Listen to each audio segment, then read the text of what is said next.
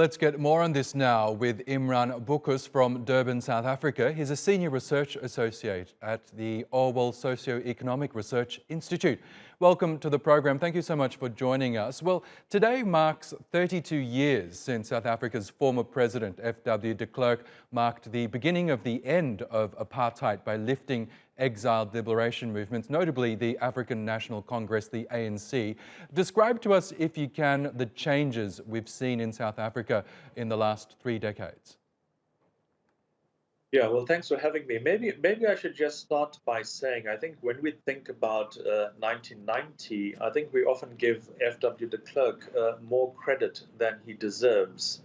You know, this was a context where the country was wobbling on the precipice of ungovernability. De Klerk's party, the National Party, was in complete disarray. And, de Klerk's party was hardly enlightened.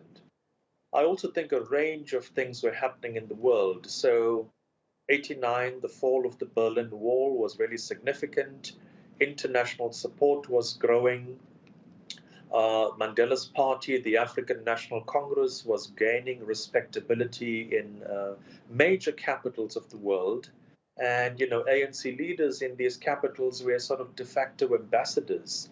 And internal insurrection was building. The country was in complete disarray. And I think that was the context in which de Klerk made the decision to free Mandela. But yes, maybe just also to paint the context of apartheid, South Africa has been shaped by 4 strands of nationalisms. The fight by the English, the Afrikaner, the Zulu, which were kind of narrow nationalisms, and the more embracing nationalism of the African National Congress. So I think to understand the change in South Africa, we have to think about the sort of central drama of the 20th century was a contest for power, and these contending nationalisms fighting for political supremacy. And the Afrikaners, of course, emerged victorious, and apartheid became official state policy in 1948. Yes, and we know that the African National Congress has been the governing party in South Africa since 1994. They've been at the helm for decades now. Why is it then that we are seeing such poverty, particularly among the majority black population? Why haven't they been able to lift living standards among such a significant section of the community?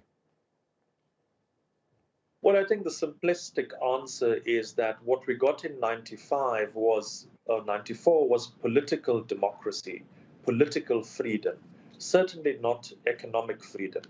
So I think, we often talk about the next stage of the revolution being economic freedom, and we certainly haven't reached that point yet.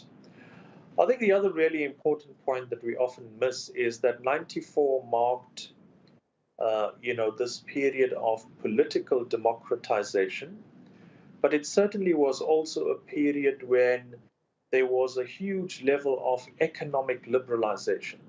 And more simply, that markets were becoming overwhelming and decisions were being made based on the logic of capital. So I think with neoliberalism becoming the order of the day in terms of economic policy, that impacted enormously on the Mandela administration being able to deliver effectively. And I think we saw that, in the 90s until about 2000, with a massive loss of jobs, housing, infrastructure, etc. And so that's the one end, economic policy. The other end is, of course, the fault of the ANC, is that there's widespread corruption, massive infighting within the liberation movement that's now in government, and in large part the capacity of the state is suffering. So I think we do need to build a more capable state, better capacity within the state.